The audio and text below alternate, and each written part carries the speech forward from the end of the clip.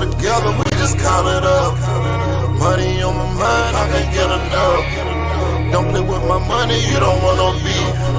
Cause I come from the bottom, I come from the street. When she first saw me, she say, who is that? When a man saw me, he called me a threat. I'm the one that really knows now. No, it's crazy, right? It's money everywhere. It's money in everything. I want to help you. Start your business today. Come join my royal family. Subscribe to Casino is the name. Hey, yo, what's going on right now? You watching Casino is the name. We are live right now. And in this video, I wanted to talk to you guys about two things. One is the coming real estate market crash, or so it's said to be, and also the unemployment rate, because I just want to talk about the unemployment rate because I was listening to the radio and I heard some crazy stuff on the radio. So just wanted to kind of come clear some things up from an accountant standpoint. When you go to school for accounting, at least I did, most of us, I believe, had to take some kind of economics class and kind of learn more about what the unemployment rate is and what the economy really is like from a real standpoint, and just understanding the terms, because it's a lot of, I guess, misinformation out there. So, but let's start with the real estate crash, okay? So, is there a coming real estate crash? I don't know if it's going to be a crash. I can tell you for a fact, though, that there are going to be some things slowing down. I can tell you that for a fact. I can tell you because I was recently asked to put $70,000 down, and they got it down to maybe $50,000 down, and it was some crazy numbers, I guess, just thrown out there, and there was some things that like were already like spoken for, and then they end up coming back on the market. So then I was looking at some things, and everything should have been good to go, but the lenders are way different now. Let me tell you what the new builders are doing. All right, so I know maybe some of you guys out there thinking about building a new house, want to get into real estate, may want to buy your first house, you want to build it. I'll tell you what this one builder is doing. And I'm thinking that this must be something that a lot of other builders are doing. All right. So it's pretty interesting, I think. I think it's pretty interesting. So this is what happens. You go to a new subdivision, and I can't say that D.R. Horton is doing this.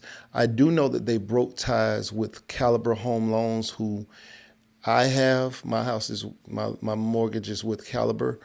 But that was the house lender at the time.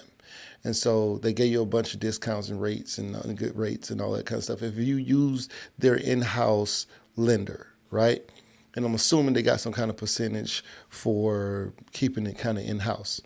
But I was looking more recent at a D.R. Horton facility or house, and I found out that D.R. Horton no longer uses Caliber for their in-house stuff. Now they have their own lending, I guess, office or section.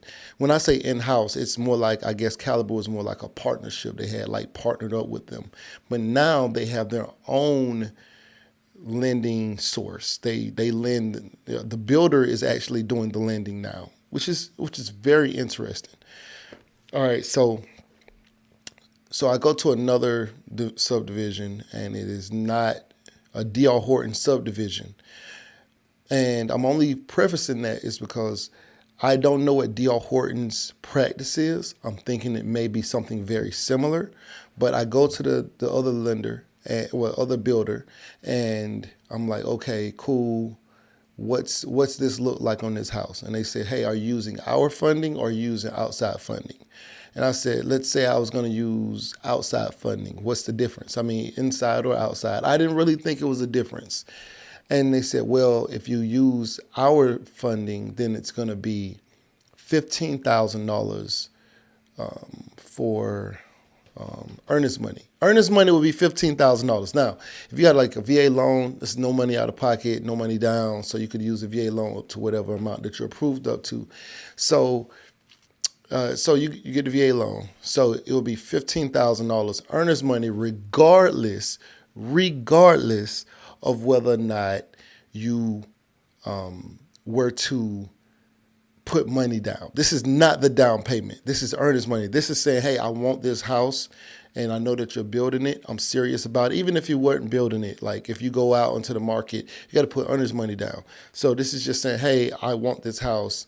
I'm serious about it. This is earnest money, right? Now the money is kind of sitting in the escrow account. If you end up not getting the house, the money goes back to you. If you decide you want to get the house and you go to closing, the money goes towards the actual reducing the price of the house. So either way, you still get you're still getting the 15,000. I mean, well, yeah, I guess you kind of still get the $15,000 back, or what used to be $1,000, maybe $2,000 was the most earnest money that I had ever heard of anybody putting down. So then I hear 15,000 earnest money if we use them. And so I said, dang, like 15,000. Okay. So what if I just brought my own funding? They said, oh, well, the builder is going to charge $45,000 if you don't use their funding for earnest money. So you got to pay $45,000 in earnest money if you don't use their financing. So that was kind of a new thing. By the way, can you guys even hear me? Am I loud enough? Let me get on my phone. Let me use this phone. Let me see. Can you guys even hear me right now? But it was a choice between 15,000 to use their lender, or to use them as my lender, or to use my own lender to bring an outside, whatever USAA or whoever I decided to use, whatever that lender was, the builder was going to charge me to use my own lender $30,000 more than if I just used their lender. Of course, most people are going to say, nah, let's just use you, right? So you're going to keep the debt, all right? Okay, good. Am I clear? Say you can hear me. Joshua say you can hear me. All right, cool. So that was kind of like an eye-opening experience, you know what I'm saying? So I was like, oh, this must be why all of the lenders, all the builders are creating their own like lending sources or whatever. Because this company also had their own lender, were their own lenders. They created a finance company as well. So you would finance through the builder. Okay, so that was that. All right. So now when I'm seeing that houses, there's a huge plot of land where they have all these houses sectioned off and stuff like that. So yeah, we're going to build here, we're going to build here. And those houses aren't selling, not nearly as fast as what it was prior to, well, maybe even just a couple months ago. A couple months ago, houses are selling as fast as they can set the stuff up, as fast as they can get the land planned, as fast as they can pull the permits. Houses were selling. They were gone. They were out of there. Like, you had to get in early to even get anything, because whether or not it was investors, whether or not it was people just looking to get out of their apartment because they've been cooped up for 2 years in a small apartment and couldn't really go too many places, couldn't go outside, couldn't travel, couldn't do none of that. Space is so valuable right now. Everybody's understanding, like, yo, I gotta do something different. And so now that once people start valuing that, they start looking at, okay, well, let me buy a house. And it was still relatively simple to get into a house. Earnest money wasn't $45,000, okay? It just wasn't at that time. Now, the lenders, are definitely charging more money. The builders are charging more money for earnest money. Like, I still don't even quite fully understand that, but it is what it is, right? Not to mention if you had to put a down payment down, right? So like if you were somebody who's getting an FHA loan and it was at, like, say 3.5% or 3%, whatever it is, if you're getting an FHA loan, you would still have to put the $15,000 or $45,000 or either or $45,000 of earnest money down, and you would still have to put a down payment down, right? So let's say on 100,000, you would only have to put $3,500 down if you was getting an FHA loan. For that amount, you multiply it by 3. That'll be like $10,500 if you was getting a $300,000 house. So $10,500. But then the earnest money would have been $1,000, maybe $2,000. Now they want $15,000 to $45,000 of earnest money. That's crazy. Okay, so that's kind of that.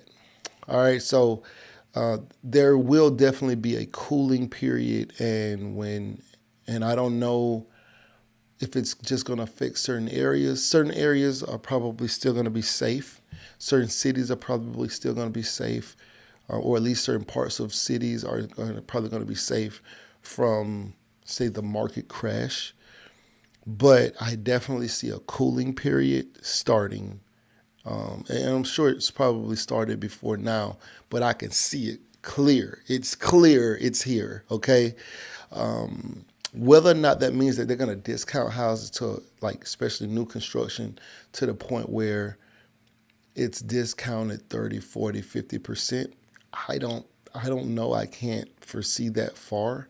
It's possible, but the only way that I can even see builders selling for 40% off of what they were asking for is if, well, really I can't see builders doing it, but if the bank takes it back because the builders have defaulted on loans, I could see the bank turning around and say, hey, I just need to do a fire sale. But I can't really imagine a builder saying, okay, well, this house is worth $400,000. I'm going to take $300,000 for it, 25% off. I don't see that really happening from the builder, right? They may be in it at 310 and they're like, yo, I can't lose on this, right? So I don't know if the builders are going to just start renting houses out themselves or what the plan is going to be, but it's a very interesting time we're in. But I guess I'm here for it. I am here to see what I might be able to scoop up in the market crash, because I'm definitely going to try to Airbnb something, all right? I talked to my HOA. They do not approve HOAs. HOA does not approve Airbnbs in my area, right? They say a short-term lease would be considered anything less than 12 months. A 12-month lease is what is considered a standard lease. Anything less than 12 months, apparently my HOA says that is a short-term lease. So short-term leases are prohibited here, but I'm definitely interested in purchasing something outside of an HOA and something that I can make either more of an experience kind of thing or, decorate a certain kind of way. I don't know. But I know that that's something that I do want to do. All right. So second would be the unemployment rate. All right. So let me read this to you guys, because this is what I heard on the radio. I'm here in Atlanta. All right. And so the lady said the unemployment rate was the lowest that it's ever been. It's like 3.6%, 3 something. I don't know. It's super low. It's definitely low, right? And so the lady's like, okay, well, the unemployment rate is low, and, they're saying that it should reduce crime. Okay? Now, this is the thing. Okay, so the logic behind that is the unemployment rate is going to reduce crime because now those people who are committing crimes and robbing and doing all that kind of stuff, now those people are going to be going to work because they weren't afforded an opportunity, so they just took from other people. That is, I guess, whatever the sentiments was on this radio announcement. And they just kept talking about, yes, thank you. I'm so glad that the unemployment rate is this low because now there's so many jobs out there, which is great. That's a good part. There's so many jobs out there, and all of these people must have jobs now because the unemployment rate is low, and now all of the people doing all of these crimes are going to be at work, so they don't have to do those crimes anymore. And I don't think that people understand. I don't think that people understand how the unemployment rate is even calculated. Okay. And I remember being in class, because I'm an accountant, right? So I remember being in class, I believe it was macroeconomics, and we're talking about the national deficit, like, the U.S. deficit, how many trillions of dollars we were behind. I think it was either 17 trillion or 19 trillion at the time or something, and growing. But we're just talking about the U.S. debt, the money that the government borrows in order to run the government or whatever. And so we was looking at that, and I just remember. I remember when our professor started talking about the unemployment rate, and none of us understood. None of us, like the entire class, let's say 30, 40 people in the class, none of us understood what the unemployment rate actually represented. Right now, I'm curious. It's a few of us on here right now. Do you guys actually know how long it is that you have to be, how long you have until you fall out of what's considered the unemployment rate? Because the unemployment rate, you have to be actively seeking a job, right? And so the logic here is, the unemployment rate is down to 3 point something percent, or whatever percent it is. I think it's sub 4, whatever it is. I don't know what it is. But whatever it is, the logic based off of the conversation that was on the radio was all these people now have jobs and the unemployment rate has been reduced. And the actual science behind the unemployment rate is a bit deeper than that. All right. If I told you, that's the thing about accounting, man. I know that I can mislead people with numbers and they wouldn't have any idea. That's one of the first things that I learned, while I was in school was like, first of all, accounting ethics. You have to be very, very ethical where you're supposed to be, one of the highest, you have some of the highest ethics because we understand that the common person doesn't understand accounting or what these things mean or the verbiage, because accounting isn't math, unlike people think. Accounting is a language.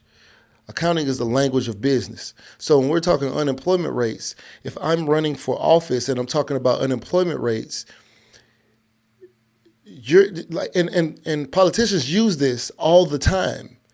We're talking about unemployment rates, and I'm not saying that there isn't some kind of correlation with high unemployment rate, proves high crime rate. I'm not saying that there at times these numbers couldn't, rub up against each other, but they're still not a true depiction of what you're actually seeing. The reason why I'm saying this is, by the way, did anybody see how long it is before you fall out of the unemployment rate? Can anybody get in the comment section and tell me what you see? Hold on, let me see. Oh, okay, hold on. Josh, I see you. 2G was popping. All Pro was good, bro. That was good. You still do trucking? I just bought 10 trucks. Joseph Laws, 10 trucks. Wow. I mainly consult with trucking at this point, but we should definitely talk. You just bought 10 trucks. That's interesting. All right. So the unemployment rate, you have to be actively seeking a job. Actively seeking means you have had to been looking for a job within the last 4 weeks. And that's contacting friends, that's filling out job applications, that's, all of that kind of stuff. Matter of fact, I think there's a list of what's considered actively seeking. Actively seeking is contacting an employer directly or having a job interview, public or private employment agencies, friends or relatives, like contacting them, contacting a school or university employment center, submitting resumes, placing and answering job advertisements, checking union or professional registers, Yeah, and whatever other kind of active means of a job search. These things mean that you're actively looking for a job, and you have to been doing them in the last 4 weeks. Okay? You have to have been doing them in the last 4 weeks. All right? Now, yep. So now, I remember finding this information out. Okay? Finding this information out. Also, seeing how many jobs are actually being created. There was like 200,000 jobs. At this period of time that I'm talking about, there was like a month where like 200,000 jobs had been created, right? And so I'm back in my old neighborhood, and I was talking to a guy I knew, and he was just saying like how it wasn't fair that, ain't nobody hiring right now, and, that's why he doing what he doing and why he in the streets and all of that. And I was like, I was, first of all, I was shocked to hear him talking about unemployment. He said, I think unemployment rate is if you have a degree but work a job that doesn't require it, it's also a good stat. That's funny. I never thought about it that way, but we could definitely talk about that. But so like we were looking at it when I was in class, I'm learning that I don't think I even know anybody who would even, like I did know some people who would actually be in the unemployment rate, but most of the people that I knew weren't even looking for a job. And so I asked this friend of mine, I said, well, why are you so upset? Because I haven't seen, I said, when's the last time you were looking, you submitted a job application? And he said, oh man, I ain't did that in like 2 years. I said, well, have you gone anywhere? Have you talked to anybody? He said, no, I ain't really talked to nobody. I just been hustling. I said, bruh, because he was upset, like, dang, I'm in the unemployment rate too. And I said, no. You're not even in the unemployment rate. You don't even know that. You're not part of the unemployment rate because you're not actively looking. And he was like, what? Like, and so I said, think about how many people we actually know who aren't actually seeking a job. They're unemployed, but they're not filling out any job applications. They're not walking in businesses and saying, hey, I need a job. You know who, you wouldn't believe how many people I have helped get jobs. And when I walked in a place, I'm looking for signs. I'm looking to see if there's a manager on staff, and I'm saying, hey, are you guys hiring? And they're like, yeah, we're hiring. And I'm with people who need a job. And I was like, well, they're hiring. Are you interested? And they're like, yeah, I work here. Yeah, I never even thought to ask these people, right? But they never ask anybody. They're not actively searching for a job. They're not in the unemployment rate. So this number that we're looking at, and it's reducing, does not mean that people are getting jobs. It does not even mean that the jobs that are being created, people are going into them. As a matter of fact, I'd argue that most people aren't going into those jobs. I'd imagine that there's probably a lot of people unemployed right now and not actively seeking and don't fall in the unemployment rate, and those jobs are still unfilled. I guarantee you that those 200,000 jobs that was created back when I was talking about in that month, I guarantee you all of those jobs are probably, maybe not all of those jobs even got filled. Some of the jobs probably just went away. They reannounced at a later date or whatever. Because as I was talking to this friend of mine and I'm saying, hey, what do you mean there's no jobs out here? I said they just created 200,000 jobs. And I knew this because I had been in that macroeconomics class and talked about the president stuff and how many jobs created and all that kind of stuff. And I was like, yo, they just created 200,000 jobs just this month. We're talking like hundreds of thousands of jobs this year, the year that I was referring to. And they had already in that month created 200,000 more jobs, right? And so this person is telling me, oh man, they don't have no jobs. I'm like, no, they do. Look, and I'm showing him, and so he was like, man, I don't know where them jobs at. And so I go, so he was like, man, maybe they don't have any down here in Tallahassee, cause I don't never see none of this. So I go to Tallahassee and I go to Indeed and I show him, it's like, I don't remember how many thousands of jobs, like 15,000 jobs, cause 200,000 was created maybe like nationwide in the previous month, but if you go on Indeed and you type in a city, it'll tell you how many actively open positions there are. And so I'm like, look, plumber, electrician, doctor, nurse. And he said, oh yeah, but you got to be qualified for those. Go get qualified. Like it's not rocket science. You still just have to really want to work, or you can just not. But if you're not working, don't get upset and think that you're part of this unemployment rate, or that somebody's out to get you. And so we were talking about, I think Obama was the president at the time. President Obama was the president at the time, I believe. And they was like, man, Obama don't be creating no jobs. I said, look, and I show him how many jobs and stuff. And so he was like, man, that's crazy. Well, he ain't gave me now.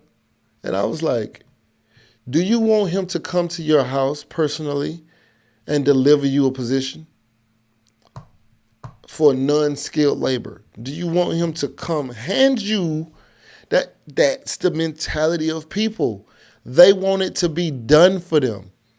People want to work but not work. They want you to give them a job with no effort whatsoever that they're putting in. They want you to give them a job, and they don't want to work at the job. I don't know. Then they get upset because they think they're in an unemployment rate, but they're not. It's so much. It's a pretty crazy situations. So, all right. So let's look at this. All right. So, All Pro says, I think unemployment rate is if you have a degree but work at a job that doesn't require it. It's also a good stat. So let's talk about that, right? I wasn't gonna be on here too long, but yeah, let's talk about that. If you have a degree, but you're in a job that doesn't require it, it's definitely not unemployment. It's what I call overeducation. I have a video on this channel. If you type in casino as a name, overeducation, I have a video specifically talking about this, right? If you're going to work and you're going to be a technician and you're trained on the job, you say you start out working for Orkin, and Orkin gets you certified for pest control, and you're working there. There's no reason for you to go get a psychology degree. There's no reason. If you know that this is your career path, and then at some point you're going to break off and have your own business doing just the same kind of work, and you already have the certifications and all of that, there's no reason for you to go get a criminal justice degree if you don't plan on being a police, a lawyer, or something like that.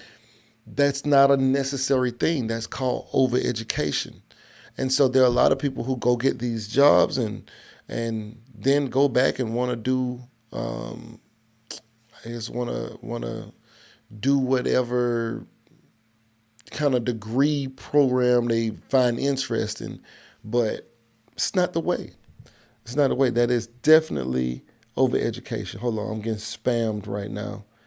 Let's see how you do this. Okay, let me see. Okay, I gotta report these people. How you use it from channel? Okay, all right, there we go. But yeah, so also, guys, I want to tell y'all about something. If I can show you, I got a message. Right? And on this message, what did it say? Hold on, let me find it. I think the message said, get your bots or something like that. So apparently there's a bot or a hacker or something, and they've copied my image, my YouTube image, right? And so that image is now on another channel, and it like whoever it is like they be on my channel talking to people. It's not me. I've made it. You know how long I've waited. You know how long I waited for somebody to create a fake page of me. I've waited a long time. This little bot thing in the chat section, I don't know if you see the chat, but if you see this bot been, I don't know who this is, but they've been doing their thing for a long time. But I could not believe that somebody created a bot, or I don't want to say bot, but a fake page of me. I'm flattered. We've arrived. But it's just sad that they be in the comment section talking to people, and people like, yo, man, I thought that was you. So, but yeah, it's not me. All right. But yeah, hopefully it doesn't get on this channel, on this video or whatever. But I just wanted to tell you guys about it.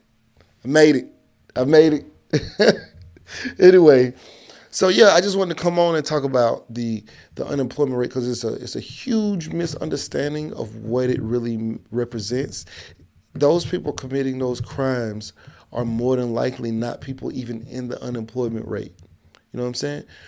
A scammer who making $20,000 a week at 19 years old is not showing up in the unemployment rate for trying to get a job at Pizza Hut. That's not who that rate even represents. So all the robbers and drug dealers and all that kind of stuff, they're not in the unemployment rate.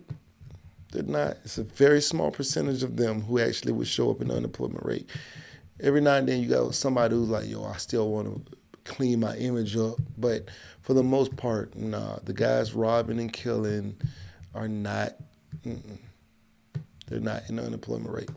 But I just wanted to come on here and say that because I felt like there was going to be some misunderstanding of that. And if y'all could, please smash the like button for me.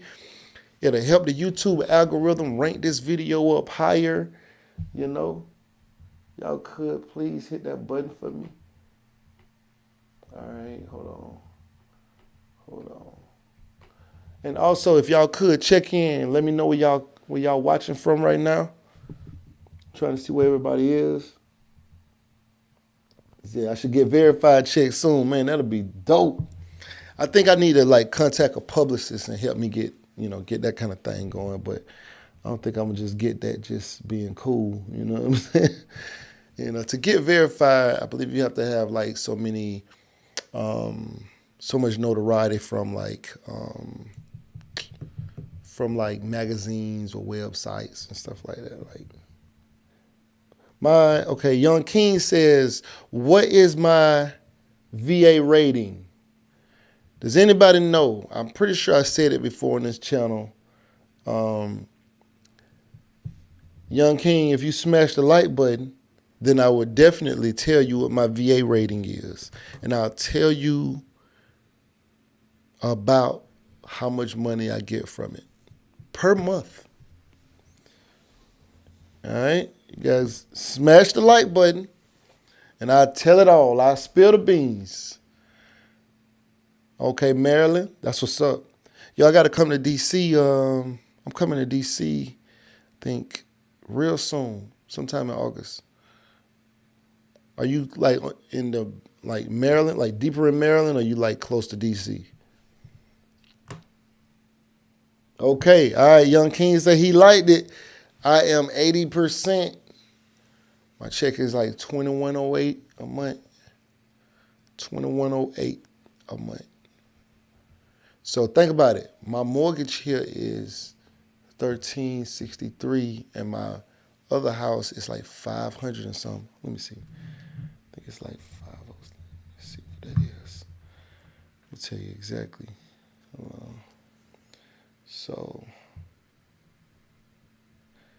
I'll say my house here is 1354 because it was some change on the 53.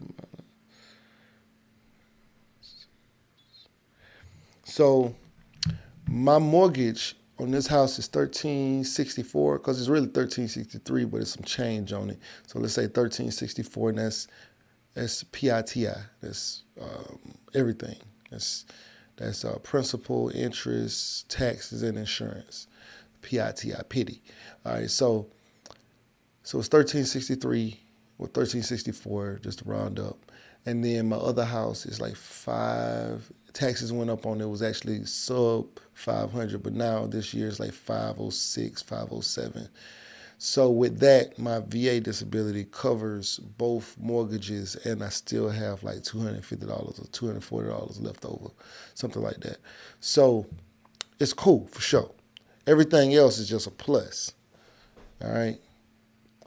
So, okay. Let me see. He said close to DC for sure.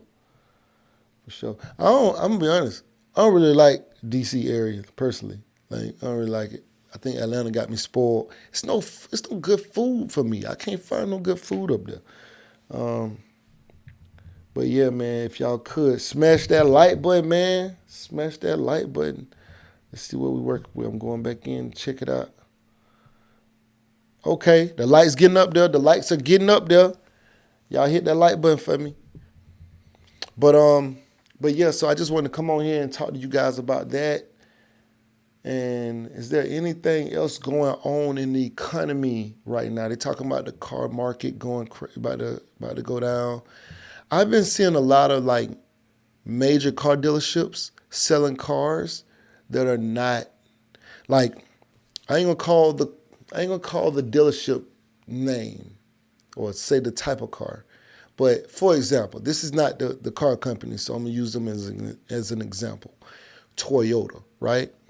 Let's say Toyota has, they mainly sell Toyotas. Every now and then they would have a couple used cars that was off-brand that they may sell.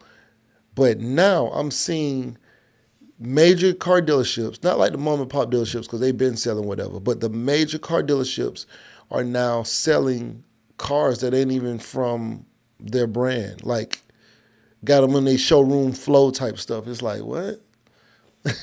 Is this a Benz on the showroom flow at Toyota? I've never seen it like how it is now, where I'm seeing a Porsche, a Jeep, a Genesis, like everything at this dealership. And it's like, this is weird because this, like, it's not Toyota, but let's say it's Toyota, right? But it's Toyota.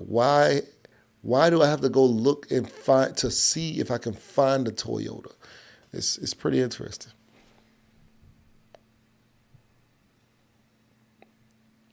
Might be official recession. Yeah, I'm waiting on them to give the cost of living adjustments. I've been hearing like the cost of living adjustments for like salaried employees as well as like VA checks and stuff like that going up quite a bit. Well, as far as a 10%, 7%, whatever that is. But that's really good. So if you already like in your mortgage or something like that, you already locked in, while everything else is going up, your mortgage already locked in. Like, it might go up some, but it's not going to go up a full 10%. Like your mortgage, if your mortgage is $1,500, it's not going to go to $1,650 the next year because taxes went up.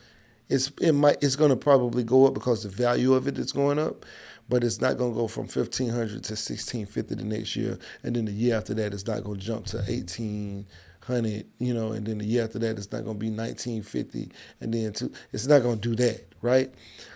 It may add $40, it may add $25, it may add $60, but it's not going up a full 10% like that. Right? But if they start increasing like cost of living adjustments and stuff, and they jumping up 10, 20, 30%, like, 5, 10, 15, 20%, if they start going up like that, then, you already locked in on your bills. Now, if you was like an apartment, it's completely different.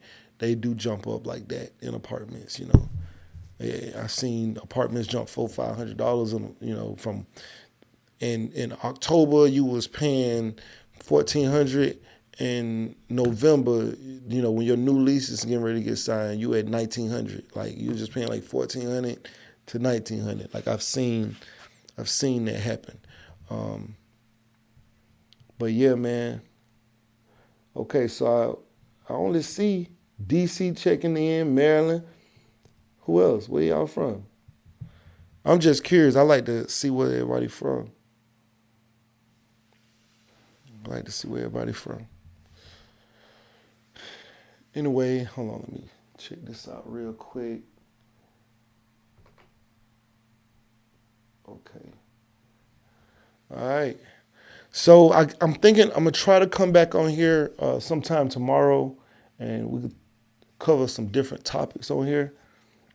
This is a lot to go over right now. It's a lot. It's a lot.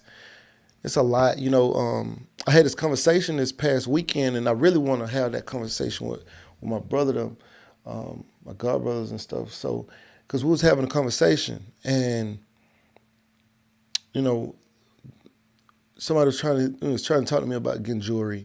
Don't get me wrong. I did my time when it came to jewelry. I had my fair share. Still got some. I make my own jewelry now, though. This is my watch. I manufacture it. Link will be in the description below. You know what I'm saying? Get on there, go get you one.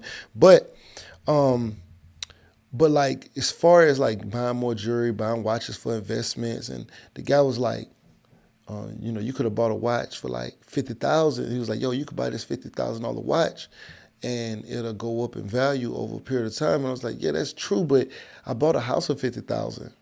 54,300 to be exact. But I bought a house at 50,000 that pays every month. Like you could buy a $50,000, $60,000 house that'll pay you $1,000 a month. You know, that watch is not gonna pay you, and it's not gonna help me with taxes or depreciate the way my houses depreciate for me, right? I can depreciate an asset over 27 and a half years. Houses are the best way to hide high value income. Now, if I don't have that much income, I guess, you know, whatever. But it wouldn't make any sense to go out and spend $100,000, $75,000 on a watch or a chain when, you know, I could be spending $75,000 and buying a fixer-upper in a small town, you know, buy something and fix it up, and it'll pay you for the rest of your life, like, or until you're tired of it or whatever, or just at least help reduce your taxable income by depreciation or something, you know. So it's just too many options to get some money from that kind of stuff than to be going out there buying a chain. So then we started having a conversation about commodities, and I was telling them like, yeah, I don't really believe in buying commodities, and they was like, yo, what's that? And I was like, okay, well, commodities is like gold, right? And it was like, because we was kind of talking about the price of gold and stuff too. And I said, would you take $1 million worth of gold or $1 million worth of cattle? And they was like, like, you know, what's the right answer? You know, like they didn't want to answer it wrong. I said, well, you know, the gold doesn't reproduce. And it's like, oh yeah, right. The cattle makes sense because they're gonna double, they're gonna triple, they're gonna quadruple. Right. You got the cattle and you got the gold. You put that gold in the room, or you go get these cattle, and you come back, that gold may go up based off of inflation over a year period of time, 2 years period of time, but guaranteed that gold is not as likely to double in 1 year. But those cows, if you got a bunch of females that's pregnant, they can double that next year. The next year is double. And they both still benefit from inflation. The cost of meat has gone up as well. Just like the price of gold is going up, the price of meat is going up. So both benefit from inflation because people got to eat. Food shortage coming, stuff like that. But both benefit from inflation. But the other one can duplicate itself. You come back to that room, that gold is still sitting, just a lump sitting in that room. It's not doing anything.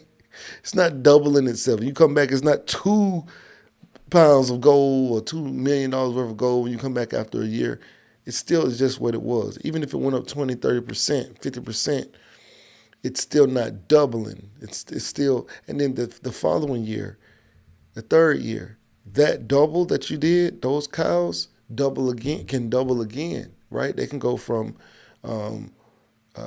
10 to 20, and then the next year, the second year, go to 40.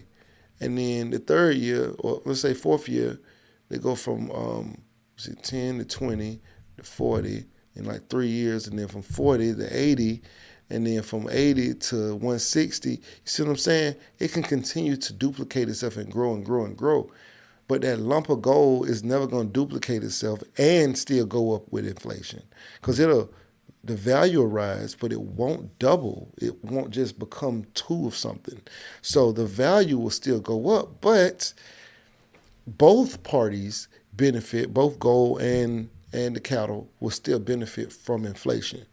But the gold just can't duplicate itself. It just can't, right? So that's why I don't invest in things that's like that, finite resources. I think they could be a great investment to like buy a whole, but it's still not like, for me, it's not like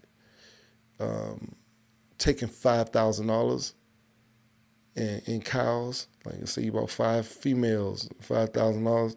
They have calves. Those calves grow up, breed them again. In no time, you'll double. And in no time, you can get to 5 and 10,000 head of cattle. Be a multi-millionaire from livestock much faster than that same price of gold is going to make you. That one-time purchase of 5,000 of gold is not going to get to $1 million without you doing something else. It's just not. Like, the value of that $5,000 of gold is never going to be worth in 20 or 30 years, 40 years. It's probably not going to be worth $1 million, but those cows can get up to that. Just saying. I'm not trying to get y'all to go out and be farmers or nothing like that. I'm just saying that's the difference between commodities and buying things that can duplicate themselves. Even if it's like some business that you got or whatever, like if you create a product and you sell a product, you're duplicating that product. It makes sense. That's all I'm saying. Anyway, let me get up over here. Right now you're watching Casino Is the Name. Like, share, comment, and subscribe. All Pro say, you think food shortage is real like 2020 again? I don't know what happened in 2020. I didn't know I don't know, something hit in 2020 as far as food shortage goes. I don't know nothing about that. But I think food shortage is going to be bad. I think it's going to be bad. I look at a lot of stuff. Some stuff is common sense. Some stuff you do need some background in and stuff like that. But I was born in South Georgia. I grew up in Florida, but I was born in South Georgia, and I saw so many people who was farmers when I was a child. Their children didn't become farmers. Their children moved to Atlanta. Those children moved to Miami. Those children moved wherever they moved to, but they didn't want to be nowhere associated to the farm. And I saw farms go down and down and down and down and down and destroyed. So who's going in and replacing them? Who's doing that? I don't know that many people who want to be farmers when I'm like, yo, you came from a family of farmers. Y'all have the land. The land just getting corroded over. Nobody's working the land. So that's going to have some kind of effect somewhere. And we're just probably going to see it in the next couple of years. But yeah, I think that food is going to be worth more than gold, right? Like, well, it's already, maybe not based off the ounce right now, but I believe that food is going to be the new gold, the new currency almost. But we may be talking way, way, way down the line. Like, the person who has the meats and the vegetables and all of that kind of stuff, those are going to be the people who are in real power from what I'm seeing. Say like it used to be like that, and then it reversed, right? And then everybody went into the city and became business people. And so, but while they're doing that, that's why you're seeing the prices of things continuing to go up on the food spectrum. I think it's inevitable unless we figure something out. We got to figure something out because we eating and throwing stuff away. Some stuff we bite into it and be like, I don't want this, and throw it away. Throw it away. Yeah, we don't even produce enough food for stuff like that.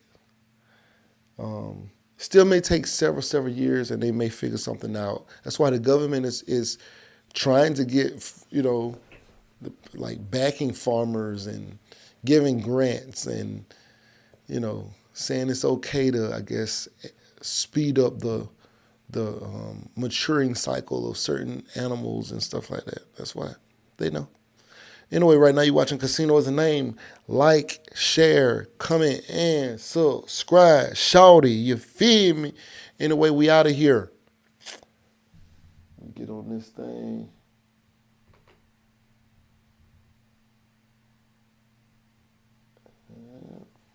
There are hedge fund managers making $1 million an hour. No, it's crazy, right? It's money everywhere. It's money in everything. I want to help you. Start your business today. Come join my royal family. Subscribe to Casino Is the Name. There are hedge fund managers making $1 million an hour. No, it's crazy, right? It's money everywhere. It's money in everything. I want to help you. Start your business today. Come join my royal family. Subscribe to Casino Is the Name.